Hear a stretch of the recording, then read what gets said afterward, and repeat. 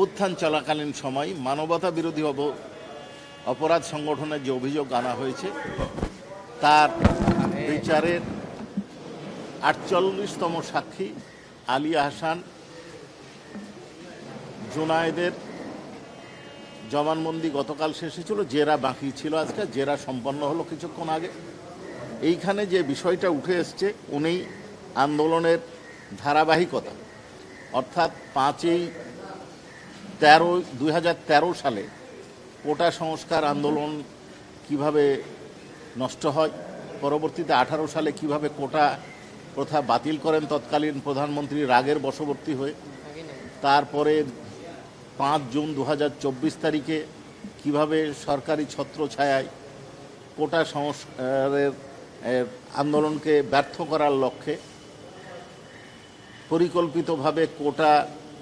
বাতিলের প্রজ্ঞাপনকে পুনর্বহাল করা হয় তার বর্ণনা দিয়েছেন। তারপরে এই আন্দোলনের কর্মসূচি অর্থাৎ 5ই জুন থেকে পরবর্তী যে কর্মসূচি, বাংলা ব্লকের রাষ্ট্রপতিকে স্মারকলিপি প্রদান, প্রধানমন্ত্রীর আন্দোলনকারীদেরকে ব্যঙ্গ করে উস্কানিমূলক বক্তব্য, রাজাকারের বাচ্চা, রাজাকারের নাতিপুতি বলা, ওবায়দুল কাদের সাহেব কর্তৃক ছাত্রলীগে যথেষ্ট মর্মে বক্তব্য দিয়ে ছাত্রদেরকে লেলিয়ে দেওয়া, ছাত্রলীগের সভাপতি, বিশ্ববিদ্যালয়ের সভাপতি এবং সেক্রেটারি কর্তৃক বিভিন্ন সময়ে বিভিন্ন ধরনের উস্কানিমূলক বক্তব্য। স্বাস্থ্যকর অল টাইম ফ্যামিলি কেক, সব সময় all time healthy life. Dhaka বিশ্ববিদ্যালয়ের ছাত্রদেরকে নির্বিচারে আক্রমণ করা পুলিশের সহায়তায় এবং তাদেরকে হাসপাতালে চিকিৎসা নিতে যেতে বাধা দেওয়া, হাসপাতালে যারা পৌঁছাতে পেরেছিলেন তাদেরকে পুনরায় আক্রমণ, এর বর্ণনা, কফিন মিছিল এবং জানাজায় অংশগ্রহণের বাধা, গণগ্রেপ্তার 18 এবং 19 জুলাই, ব্যাপক হত্যাযজ্ঞ, প্রধানমন্ত্রীর ক্ষমা প্রার্থনার দাবি, পরবর্তীতে কারফিউ জারি, ইন্টারনেট সেবা বন্ধ, আন্দোলনে বহুবিধ হত্যাকাণ্ড, পরবর্তীতে সমন্বয়দেরকে গুম করা, পরে ছেড়ে দিয়ে আবারও আটক করা, তারপর মার্চ ফর জাস্টিস,